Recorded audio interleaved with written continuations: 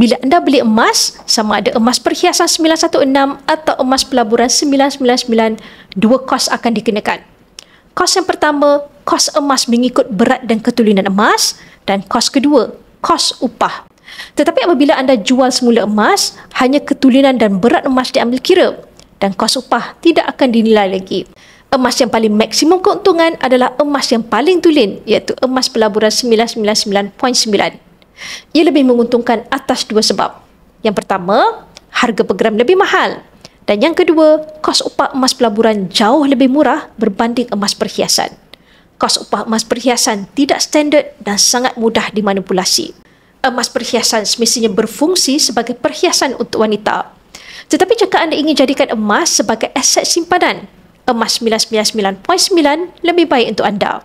Dengan Public Gold, anda ada pilihan untuk membuat belian terus jika ada wang tunai yang cukup, atau anda boleh menabung di akaun EmasCap, dan apabila cukup gram dalam akaun, anda boleh arahkan sistem untuk keluarkan emas ini untuk anda simpan sendiri. Bagi berminat untuk maksimumkan keuntungan simpanan emas fizikal dengan Public Gold, anda boleh rujuk pin video saya untuk 5 langkah daftar akaun Public Gold, dan saya akan bimbing anda dalam cara dan langkah-langkah simpanan emas yang terbaik untuk anda.